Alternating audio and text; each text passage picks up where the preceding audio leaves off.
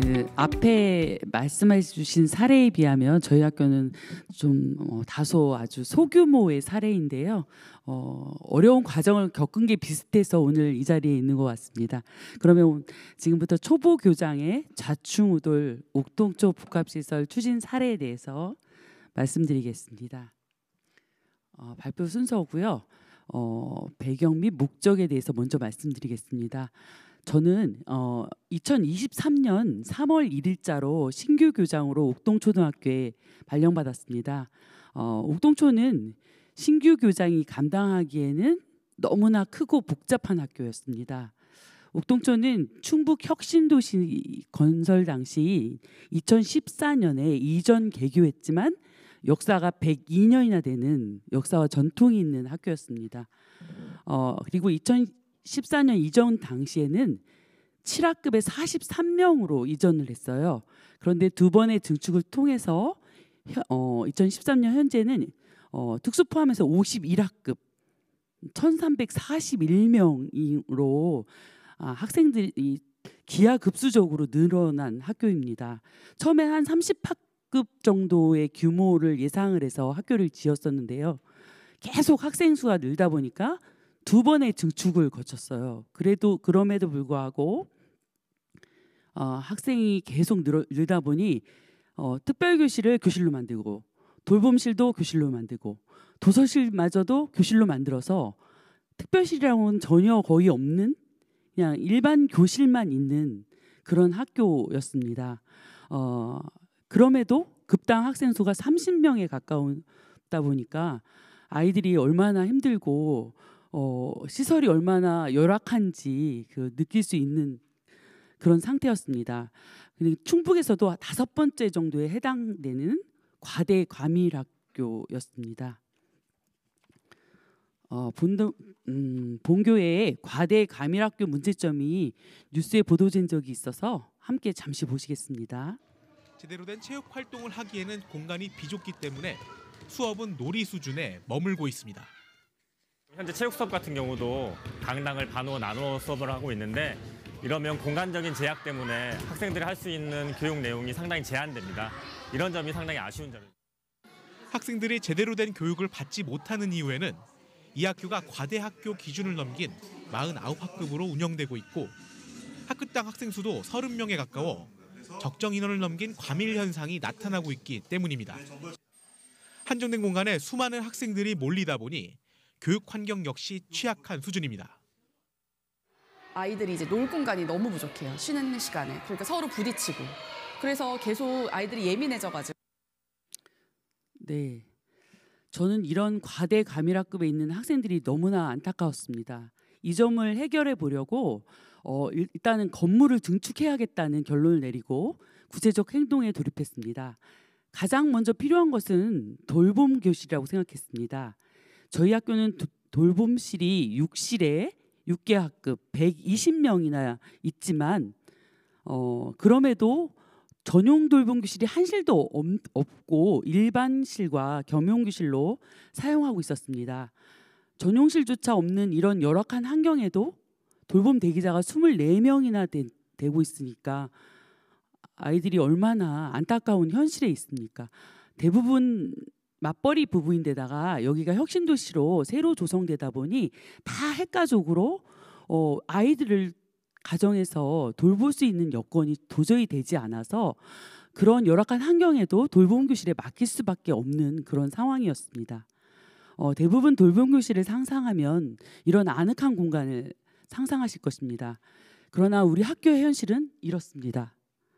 겸용교실에 일반 교실에 책상이 한 30개 있는데 거기에서 그냥 돌봄을 하는 거예요. 여러분이 만약에 초등학교 1학년이라고 상상해 보시면 아침 8시에 학교에 와서 한 2시까지 수업을 받습니다. 그리고 나서 이 틈에서 돌봄을 받고 5시쯤에 집에 돌아갑니다. 수업이 끝나면 뭐 일반적으로 집에 그냥 가는 친구도 있겠지만 대부분은 여기에도 못 와서 돌봄 교실을 대기자가 있을 정도이니까 진짜 열악한 상황이었죠. 근데 그리고 앞으로 만약에 9시까지 늘봄이 확대된다면 이런 상황에 저희 학교 친구들은 9시까지 여기에 머물러야 되는 상황입니다. 그러다 보니 아이들이 이 공간에서 과연 행복할까요? 늘 싸움이 일어나고 학폭이 일어나고 아이들은 늘 짜증에 섞여 있는 그런 상태였습니다. 그래서 저희는 이런 현실이 너무너무 안타까워서 빨리 증축을 해서 늘봄 교실을 확보해야겠다라고 생각을 하고 저는 이 상황을 학생, 학부모, 교직원, 도의원, 교육청 제가 만날 수 있는 사람은 모두 만나 다니면서 그리고 만나주지 않으면 찾아가서 설명을 하고 이 상황들을 공유를 했습니다. 처음에는 본교 단독의 돌봄 교실 위주의 증축을 고민을 했지만 그러면 솔직하게 증축이 될 것 같지 않더라고요. 그래서 제가 생각한 좀 대안은 거점형으로 운영을 하면 증축이 가능하겠다 싶어서 그걸 이제 추진을 하게 됐습니다. 충북 혁신도시 내는 2km 이내에 인근 초등학교가 저희까지 3곳이 있고 유치원도 2곳이나 인근에 바로 있기 때문에 거점형으로 만약에 운영이 된다면 효율성도 있고 증축도 가능하겠다 싶어서 그렇게 추진을 했습니다. 그래서 또 주변 학교의 돌봄 상황을 분석을 했습니다. 그랬더니 저희뿐만 아니라 혁신도시 내에 대기자 수가 85명 정도가 있고, 그러니까 이 수요를 해결하려면 거점형 늘봄센터를 지으면 좋겠다고 판단되었습니다. 그래서 다음과 같은 추진 경과를 통해 사업을 추진해가고 있었습니다. 처음엔 초보교장의 폐기로 시작돼서 여기저기 찾아다니고 좌충우돌하고 있는 중에 때마침 학교 복합화 시설 공문이 왔고 거기에 적합하다고 생각되어 진천교육지원청과 협의해서 공모사업에 응모하기로 한 것입니다. 그래서 다양한 MOU를 맺고 그 과정들을 거쳐서 1차 공모에 돌입을 했습니다. 근데 도교청에서 자체 협의 심사위원회에서 저희를 탈락시킨 거예요. 그러니까 아니 이게 왜 도교청에서 보기에는 복합화라고 하기에는 너무 학교에 필요한 시설만 있다. 이거는 복합화로 보기 힘들다.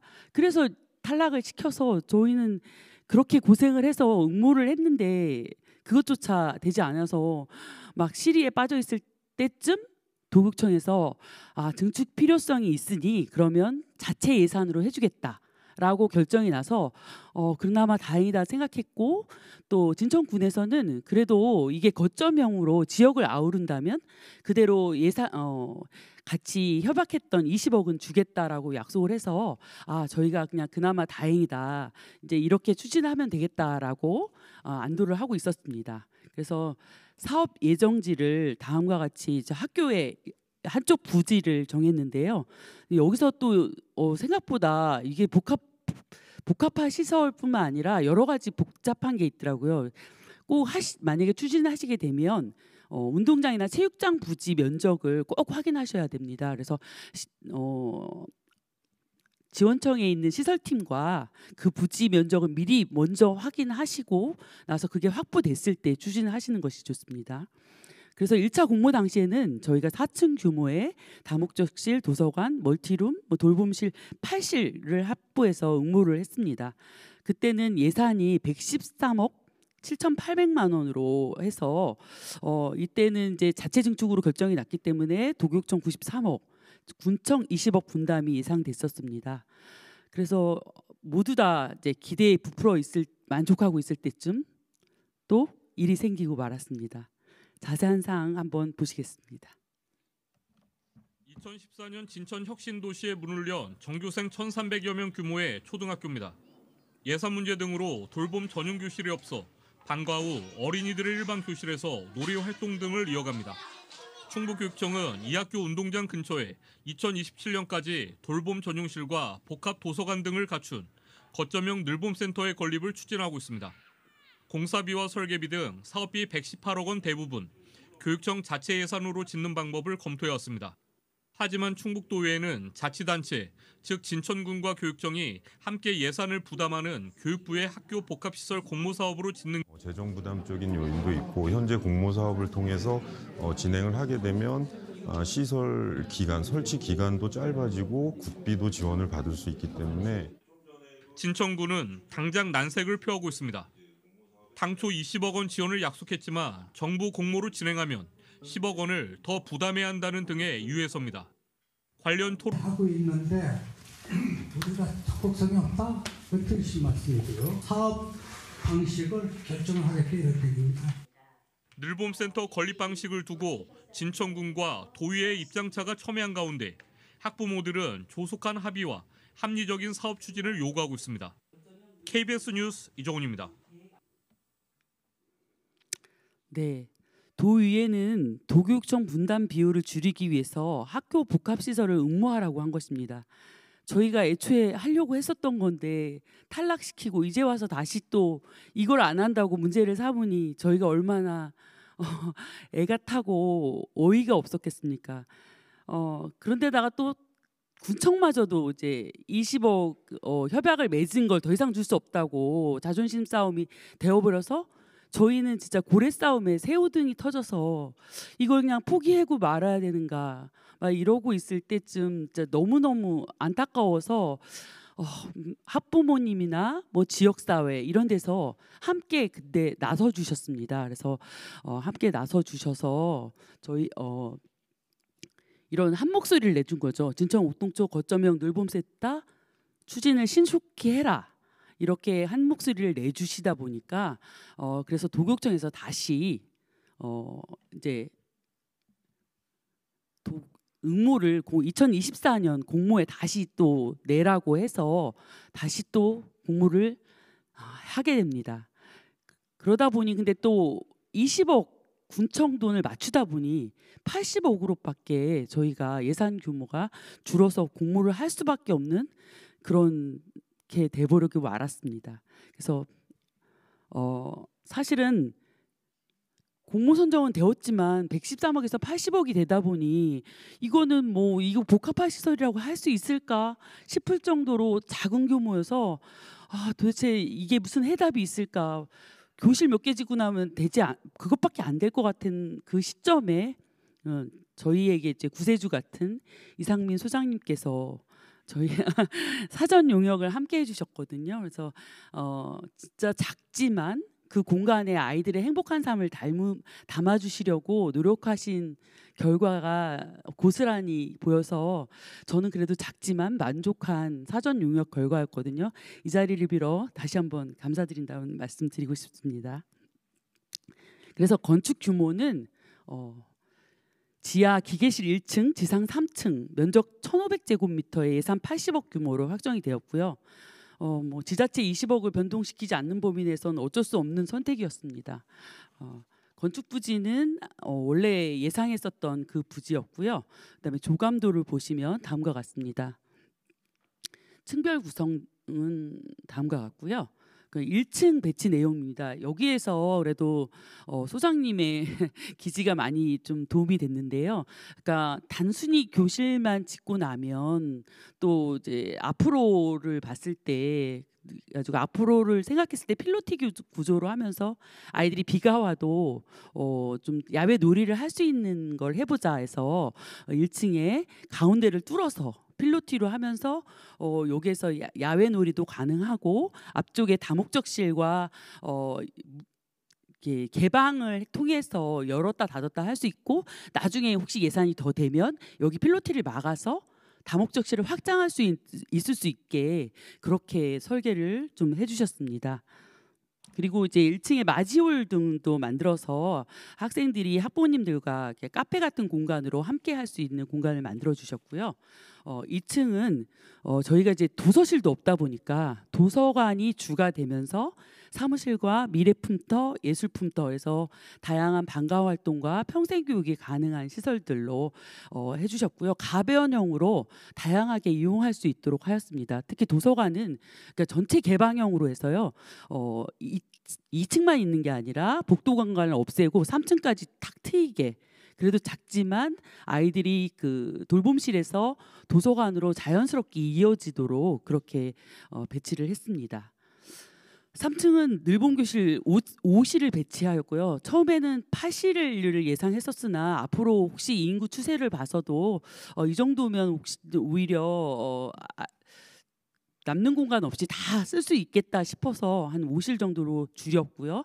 커먼 스페이스를 휴식 공간과 내부 계단을 통해서 도서실로 이어지어서 아이들이 중간중간 휴식도 할 수 있고 또 돌봄실을 하다가 내려가서 방과 후나 그다음에 책을 읽을 수 있는 공간들로 그렇게 했습니다. 그래서 만약에 이제 이게 지어진다면 학생들이 늘봄을 받게 되고 그다음에 야간에는 이제 인근 학교로 차를 돌려서 5시에 이제 저희 이제 단독 건물이 되기 때문에 여기에 와서 다 같이 야간 돌봄을 받고 그다음에 이제 부모님들은 학교로 데리러 오셔서 평생학습 공간 뭐 도서실 같은 데서 좀 같이 기다려 주시고 같이 책도 읽고 아이들과 함께 손을 잡고 나갈 수 있는 그런 공간들로 그런 복합 커뮤니티 공간이 될 것이라고 예상을 하고 있습니다.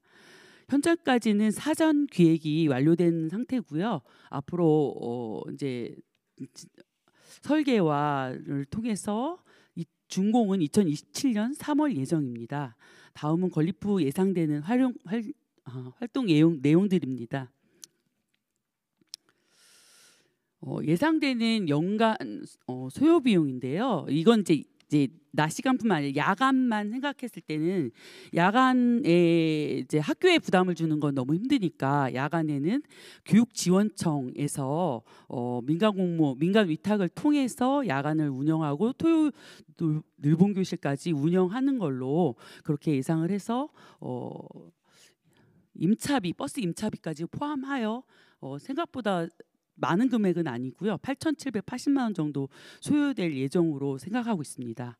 마지막으로 해결 과제와 재원을 말씀드리겠습니다.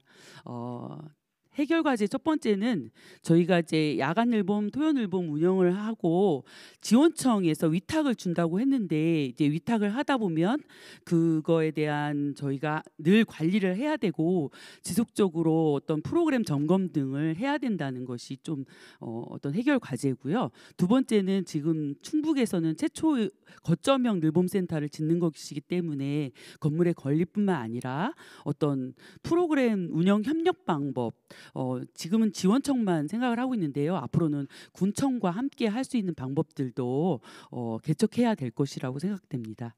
그리고 마지막으로 재원을 말씀드리겠습니다. 첫째로는 제가 복합화 시설을 다들 생각하시면 아주 좀 규모가 크고 뭐 수영장이나 뭐 이런 다양한 시설을 생각할 수 있겠지만 좀 그런 편견을 깨시고 좀 학교의 소소한 공간들도 주민과 함께 이용을 한다면 오히려 가성비 더 좋은 학교 복합화 시설이 될 거라고 생각하고 다양하게 좀 시도를 해서 아이들이 작은 공간에서 행복하게 지낼 수 있기를 좀 바라봅니다. 그리고 두 번째로는 제가 이제 초보교장으로서 2년 동안 쫓아다니면서 하다 보니까 이게 이제 앞에 말씀하신 것처럼 쉬운 일이 아니더라고요. 근데 거기서 전 진짜 느낀 거는 원팀이 돼야 되는 거예요. 학생, 학부모, 뭐 지역사회. 특히 제가 보기에는 이제 언론하고 원팀이 되는 게 중요한 것 같습니다. 그러니까 필요성을 자꾸 얘기하고 한 명 한 명 만나고 다니는 것보다 파급 효과가 훨씬 크거든요. 아까 제가 나왔던 방송들도 제가 막 방송국을 학교로 막 끌고 와서 막 방송을 막 유도해서 그렇게 해줬는데 그게 생각보다 큰 효과들이 있더라고요. 그래서 만약에 앞으로 그런 조금 어려운 일들이 있으시다면은 무엇보다도 언론을 지역 언론을 원하시는 편으로 만드시는 게 가장 빠를 것이라고 생각됩니다. 그리고 이제 저희가 이제 작은 공간이지만 소중하며 그다음에 누구나 오고 싶고 누구나 머무르고 싶은 작은 사랑방 같은 공간으로 이제 마무리를 지을 수 있었다고 생각이 되는데요. 앞으로 이제 아마 설계나 뭐 건설 과정에서도 험난한 일이 많겠지만 앞으로도 원팀이 돼서 함께 열심히 해보겠습니다. 네, 이상으로 마치겠습니다. 감사합니다.